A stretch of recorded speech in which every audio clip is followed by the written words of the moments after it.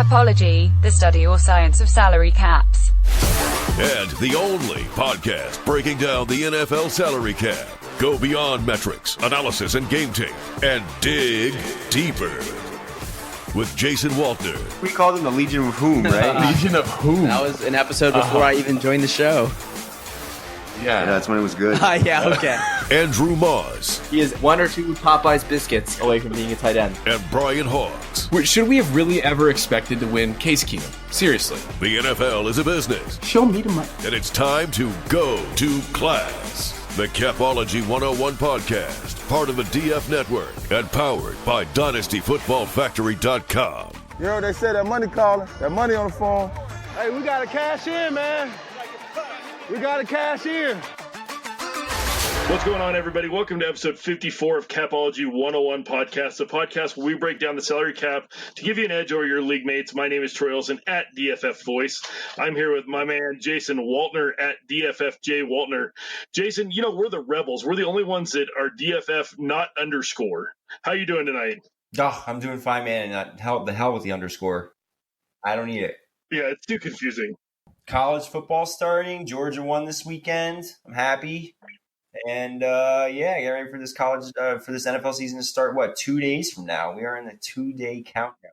I have a league where we have a college dynasty league, and it feeds into our NFL league we started this year. So I care more about college football. I'm a Nebraska fan, so I always care about college football, but I care extra this year. So, and of course, we're joined by our other guy, the man, Andrew Moss at NFL Sharp Tampa. How's things in North Carolina? Are you underwater? I'm not underwater yet. My college fantasy dynasty team is underwater, but we're tanking, which means we're going to be good next 2 years. Well, there you go. You can help me with the high school guys coming out when we get that far. In today's episode, we're going to talk about the camp cuts that came along and the Kansas City Chiefs, my favorite team, as well as other news and notes that affect the NFL teams and your salary cap leagues. But first, a real quick announcement. If you guys know, I write for DFF, Dynasty Football Factory, and it is behind a paywall, but you can get a free subscription to the site. All you got to do is head on over to Dynasty Football Factory, look at the memberships, and there's a link there for DraftKings. Follow that link. Put in $20 into your DraftKings account, and you get a free year of the Dynasty Football Factory. So it's a great deal. Makes it free. You get to read my articles that way. Of course, eligibility restrictions apply. New DraftKings users only, and see DraftKings.com. Now it's time for the loose change portion, and we got a lot of loose change rattling around in our pockets today, guys. We're waiting any minute for Zeke to be re-signed. While we're recording, I've got an article that is ready to go. Just needs the final pieces to go up about Zeke and his 6-year, $80 million extension, but it doesn't matter what the numbers are until we see what's guaranteed. Speaking of guaranteed, Dak is having a big smile right now because Goff of the Rams just got $110 million guaranteed over the next 6 years. I think the total contract's $130, but $110 million guaranteed. Jason, do we see your boy Dak Prescott? Does he get more than the $110 million, or is he going to get right around that or less? And what do you think about this contract overall for Jared Goff? Good for him, I guess. I mean, that's why I don't know, man. $110 million for Jared Goff, I don't know. Let's talk about this. The Cowboys should be excited about this deal. Why? Because we knew that Goff was going to get as much or more than Wentz, and they didn't reset the market. So now if the market was reset, then it would be a guarantee that Dak was going to get $40 million. But now there's a shot that if Dak kind of comes in this same range of $32, $34 million a year, as the cap increases, he'll still be right around that 15% mark in the upcoming years. But the point is he worth it? If you want to sign Zeke and not Dak, I mean, I still think quarterbacks are underpaid based on what the replacement level at quarterback is. I don't know. But yeah, I don't know. We'll see. Have fun with Blake Bortles next year, Jason. I think it's going to happen for Dak. I was surprised by this contract. I was surprised he got more than Wentz. Wentz was like 105.5 guaranteed or something. So I was a little surprised this popped up, but it is what it is. It's just the way it goes. Everybody gets a little bit more. That's what Zeke's trying to get. So we'll go from there. Something that came across today that cracked me up was Melvin Gordon to the old mystery team. Andrew, where do you see Melvin Gordon going if he does get traded? Who could be this mystery team? I mean, I guess the Colts or the Bucks don't look like they have the room, but the way all their contracts are structured, they don't have a lot of dead money, so they could, in theory, cut people to get Gordon. I wouldn't be a fan of that as a Bucks fan. People have talked about the Eagles. I don't see how that's going to happen. Texans, Jason Spot for every big name running back's possibility. Might be a little bit less of a possibility now. They're going to have to give all of their money ever to Laramie Tunsil. Can we talk about that oversight? We're gonna get there. Actually, that's next. Calm down there, Andrew. Let me host. I'll get you there. Okay. Houston has made some offensive improvements and brought on Larry Tunsil, and they gave up a lot. They gave up more than the Browns gave up to get Odell Beckham Jr. They gave up a lot. More than Khalil Mack. Yeah, it's a big trade. But you know what? Houston saw a chance with luck going down. Houston saw a chance to give away all of their leverage. It's a very common practice in the NFL to negotiate with a player before the trade is being made, and then you go to the team and you say, we have this agreement in principle, let's make this trade happen. And now that Laramie Tunsil and Laramie Tunsil's agent know how much they gave for him, if I were Tunsil, I would just hold out until they gave me double what the highest paid left tackle is right now. They have a cap room. Well, I mean, the thing with that is Tunsil still has his 5th-year option, and on top of that, I mean, they can always just franchise tag him, and he'll be 27 then. So, nothing like playing the franchise tag game with a guy who spent two first round picks on. And let's face facts, man. The reason why this really happens is because what's his name is about to be fired. Bill O'Brien. Yeah, this was a desperation move, clearly. Because if he cared so much about his offensive line, he would have done this beforehand, not wait for a week before the season. I'm more concerned by the no GM thing. It really looks like they don't know what's going on. Jets can their GM after the draft, and Houston goes in without one. It is a crazy year in the NFL when you look at the front offices, that's for sure. I was pretty surprised with that, too. And then you have Jadeveon Clowney to Seattle. Jason, do you like that move? Not really, because he went to the NFC, but into one of the better teams in the NFC, so that sucks. But, I mean, he's in. We'll see if they can strike a deal with him. I guess I just have to hope they can't. But they'll probably just franchise tag him, just like you got franchise tag this year. Franchising everybody. With the Jadeveon Clowney deal, if you look at it, they made some other moves where they got a lot of quality players. But if you just look at it in the context of the Frank Clark trade, and that's not even counting the players they got with the Frank Clark trade, they got a first-round pick and Jadeveon Clowney and gave a 3rd and a 5th-round pick. So just on that, in addition, they received some other players in that trade, and it's coming out looking really good. I'm going to be interested to see what all happens with the Seahawks in this one, because it's a good looking deal for them, and they're another team that scares me. Them in Houston made some great moves to make a run at the playoffs. I'm not gonna lie. I really the Houston. I don't know, man. Like, I mean, Tunsil's good, but I mean, him and Stills. I'm not gonna lie. I never. There are still 4 other spots on that offensive line. Right. Well, the most important spot's the left one, though. And it's just like, and then Kenny Stills. I'm not gonna lie, man. I've never been a Kenny Stills fan ever.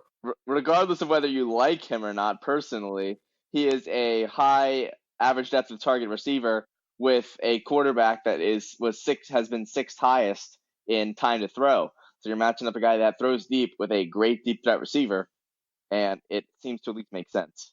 Who? What's his name is one of the most sacked quarterbacks in the league in Deshaun Watson.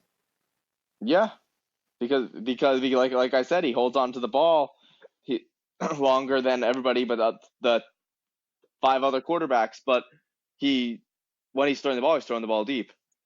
And now he's got somebody watching over his left side, so his blind side, so that should help. But I guess time's going to tell real quick on that one. We're going to see exactly what's going on. Kiko Alonso heads over to the Saints.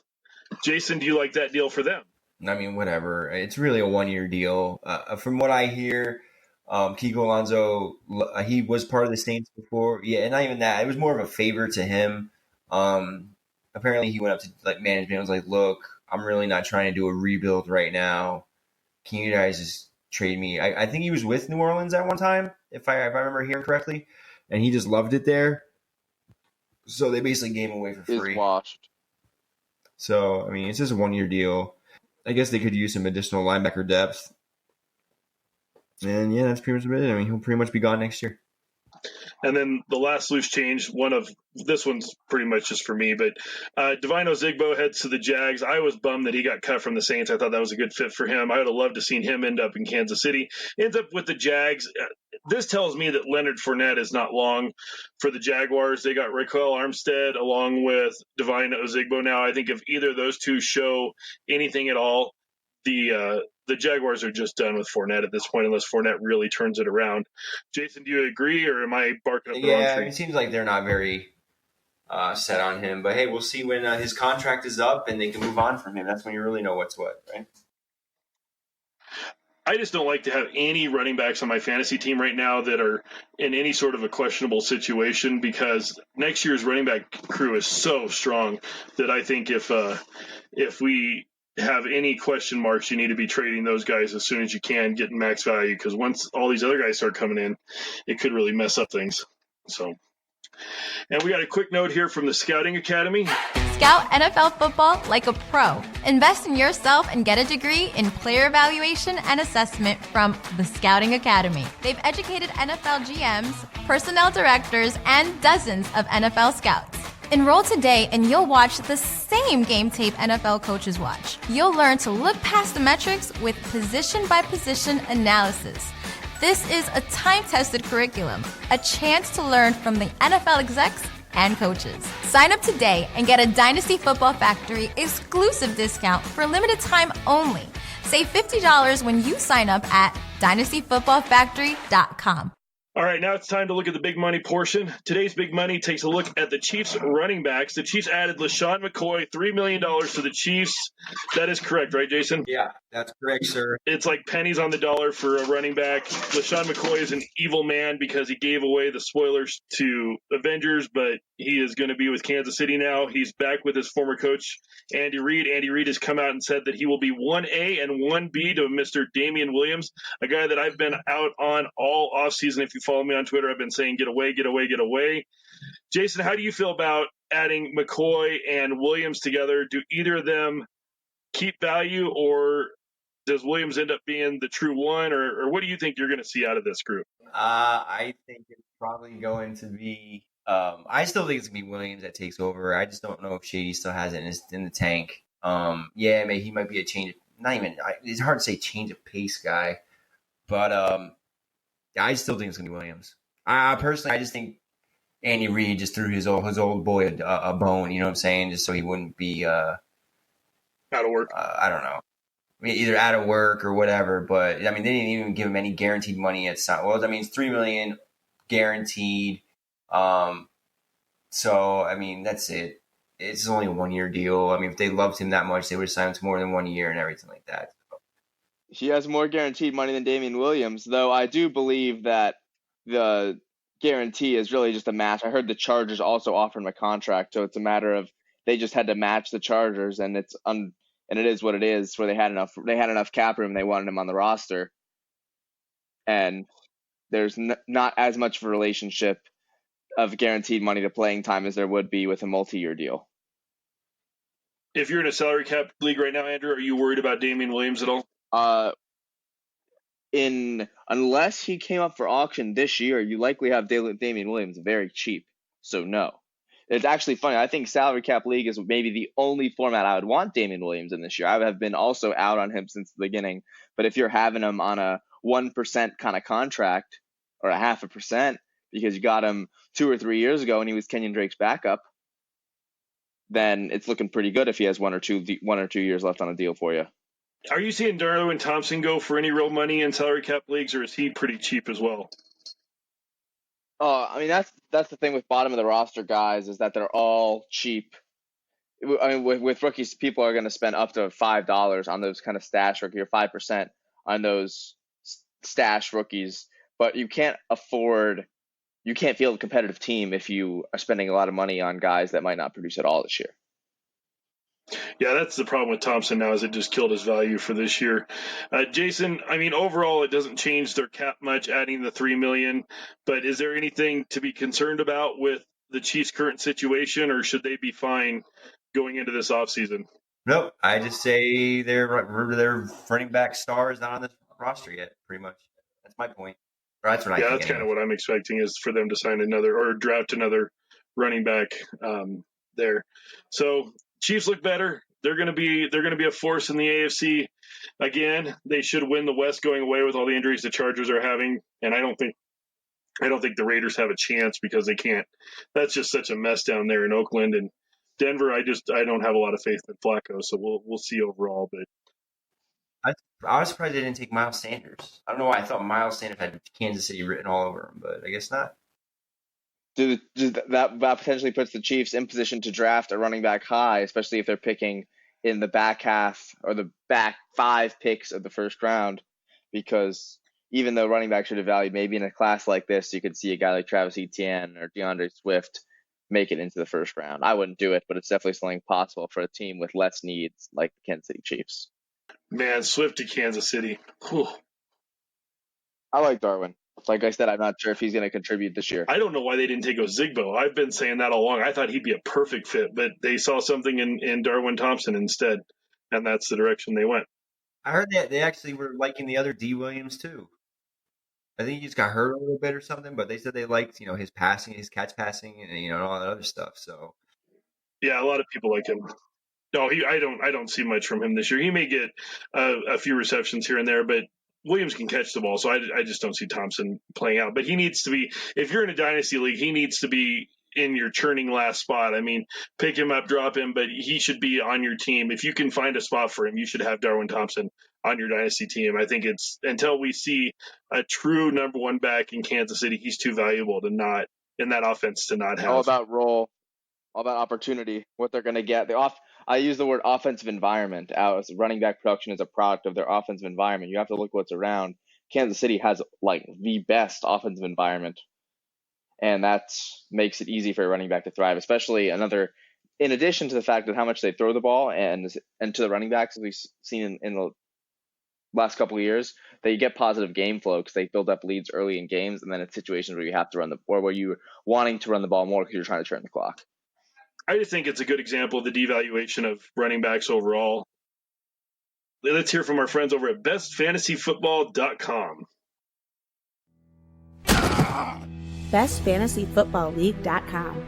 Join a 12-team dynasty startup draft today. Leagues start at just $49 and go up to $999. Starting lineups of 1 quarterback, 3 running backs, 4 wide receivers, 1 tight end, and 2 flex spots. They also have best ball leagues, weekly leagues, and redraft leagues with 6 different starting lineup options in 10, 12, and 14 team leagues.